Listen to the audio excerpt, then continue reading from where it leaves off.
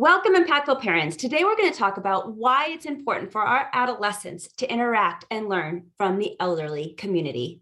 Hello, my name is Christina Campos. I'm founder of The Impactful Parent, and welcome to my Inspire and Learn series, where real parents come on and tell their story of inspiration and learning.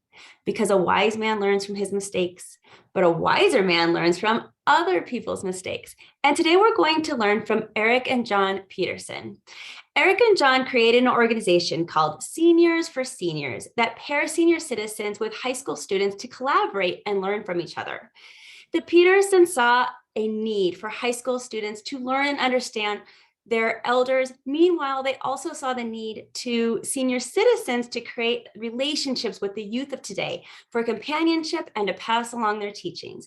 I'm happy to have them on the show today to learn more about the organization and how our kids can get involved in this valuable experience. So welcome.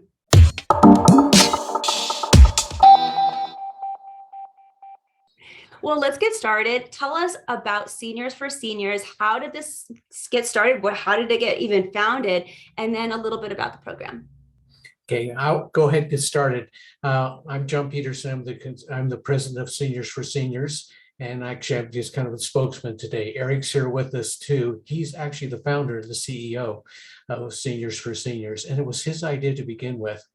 So Eric, while he was working as a caregiver in a senior residential community, observed that there were some real challenges associated with feelings of isolation and loneliness, and often leading to depression, and in worst case scenarios, even suicide. This was even talking about pre-COVID time period, and he saw a need there. During that same time period, as he was wanting to help fill those needs, he also, before and during this time, he knew that our high school age youth often face these same challenges. Again, isolation, loneliness, that can often lead to depression, and we hear too often about teenage suicide. And so he wanted to do something about it.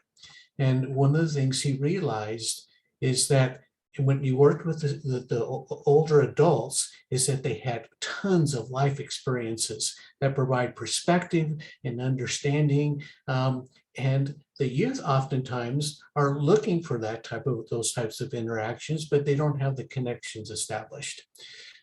They may have grandparents or they may not have grandparents. Grandparents may live in another state. They may not have very many opportunities to interact with them. And so Eric had the idea of connecting these two generations together, allowing them to serve each other. And the service to each other is really where the real magic occurs. And so you take good-hearted individuals in both of those. We collect information about their interests, and we connect them with each other based upon those shared interests. Well, congratulations for such an amazing program. I love the concept behind it. It is really, really great. So how can a person get started if they're hearing this and they're like, yes, I want my kid to participate? Well, the easy part about it is you just go to our website, www.seniors4, We're a 501c3 nonprofit organization. And they go there, and all they have to do is click on the Giving Back, and there's a form there to fill out. And there's no cost associated with this for any of the participants. And so they fill out the form, and then we reach out to you and we start the process of gathering information about your interests. And then Eric's really great at enabling these connections. And we take it from there and connect you with either an older adult or a high school age youth that have some shared interests with you. Is everything in person or is it also online? I'm just thinking, where is Seniors for Seniors available, and is it outside of Colorado? Okay, it is outside of Colorado, and that's an excellent question, Christina. Prior to COVID, our initial interest was to do face-to-face, and we still feel like that personal connection is best established in face-to-face connections. But when COVID hit, that just became an impossibility. and particularly protecting the older adult population, but really all of us too. And so that broadened our horizons, and we realized that we can expand this out with virtual meetings and telephone communications. And really that opened up broad horizons, because then the only limitation really is what language you speak and what time zone you're in. And so we do this all over North America, and we've actually had inquiries from as far away as China and India and Europe. That is fantastic. Oh my goodness. I'm so excited for the audience because I used to volunteer in senior homes when I was in high school, and it was very rewarding. It's one of the best things I did for myself. And I'm wondering, and Eric, do you find that it's difficult to get the two to bond, or does it just happen? Because I mean, you got huge age gaps, but do they come together pretty well? So far, they have. We get to do some the surveys, and what we do it by the three-way phone call. And at times, I've had a few say, I put them together on a conference call, and they're like, "Hey, Eric, we got this." And John, what has been some of the biggest challenges that you've come across? Probably the biggest challenge is, and it's improving now because we're getting to that post-COVID era, but it's just getting volunteers, getting the word out to people that the service is available, and both with the youth as well as with the older adults. But when we had COVID, shutting down those senior facilities and making became almost impossible during that time period. Um, And so not everybody wants to participate, but what we find is when they do choose, that they hear about it, the people that are interested, they get excited about it. And so once we get the people that learn about it and say, we want to participate, there's frankly not a whole lot of challenges. It might be just coordinating that first three-way call that Eric was describing to make the initial introductions.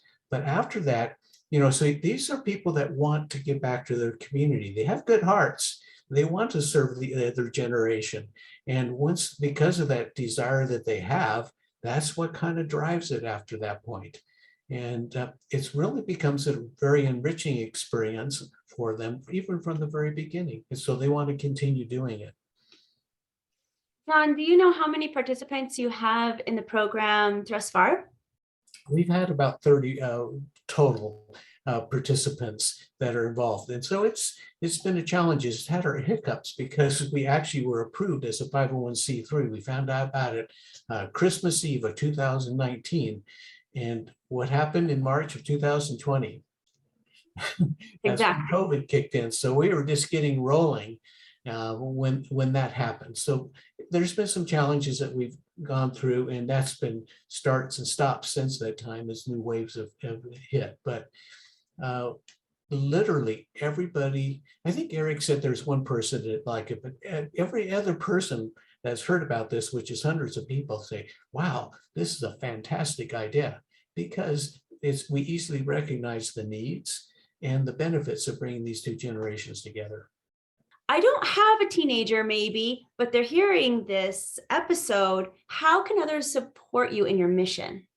Okay, so there's two folds. First of all, that what's most important is getting the word out so we can have the people there to be served and to serve each other. So if you don't have a teenager, you don't have an older adult that you're familiar with that could may be interested in the program, there's those other people that you can tell about it.